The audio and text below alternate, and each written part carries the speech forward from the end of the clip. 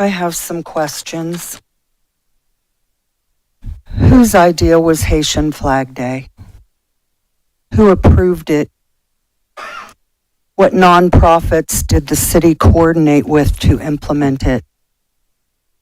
Did Haitians pay to use Veterans Park for their concert, or did a nonprofit pay for it? Does the rent you receive come from any government agency or nonprofit? If so, which ones? Today, a video broke of a Haitian cutting up what appears to be a dog in a backyard at Red Coach Village. There are other videos all over the internet that shows Haitians torturing and consuming cats and dogs. You can deny it's happening, but the facts prove you wrong. Most Haitians are born at home with no doctor in attendance to certify the birth. There is no functional government agency in Haiti that is handing out official birth certificates. Haitians are creating false identities through the CBP One app using their phones. You don't know who they are or what their background is, yet you protect them instead of the citizens who pay your salaries. This issue is not going away anytime soon, and it will only grow larger the longer it takes for you to start protecting the American citizens of this city.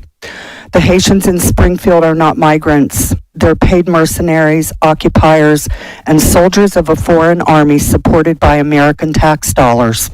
You said there were 20,000 here. Now you're backtracking on the number.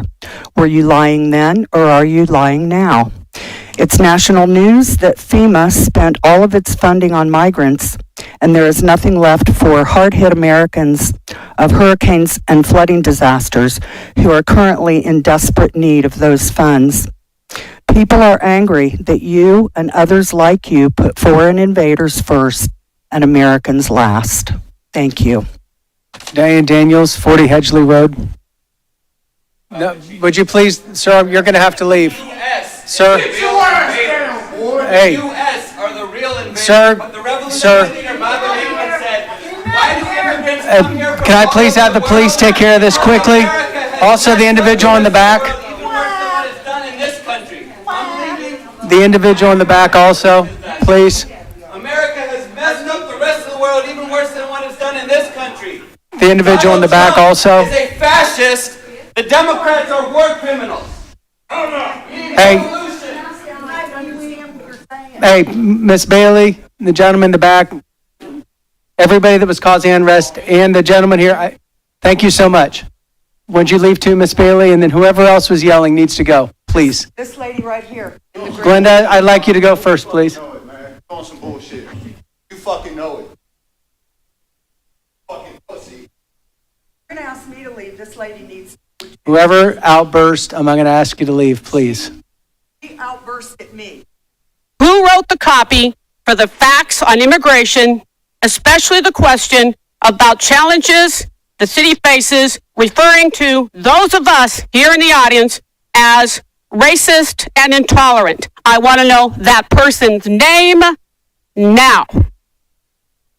It's pretty sad some days that as citizens that we can't express our concerns without being called racist. I'm an empath. I'm a Christian. I feel deeply for the immigrants coming into this city. I understand they want a better life, and I wish that for them. But their chance at having a better life should not come at the expense of your citizens that are already here. A lot of the immigrants have come here for employment. You know, do we have that many jobs available? Do we have 20 to 30,000 jobs? And I know that there's also a big number about how many immigrants are really here.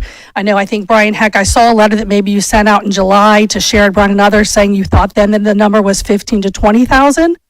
And if that's the case, obviously we're way higher than 20,000 now, even though I know some things that are still being put out say that it's 15.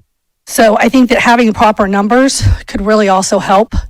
It doesn't do anybody any good to get false numbers out there. Are we doing anything if we're finding out about these houses that have all these people living in what should be single family dwellings? Are you guys able to go out and do anything about it? We've heard stories about people renting by the bed, not even by the room, by the house, people renting by the bed. And now I heard that they're renting by the shift of beds, that there's so much need for housing that they're renting and the people are having to leave with their backpacks to go to their jobs and then come back and share that bed with somebody else. And that just seems absolutely ludicrous to me.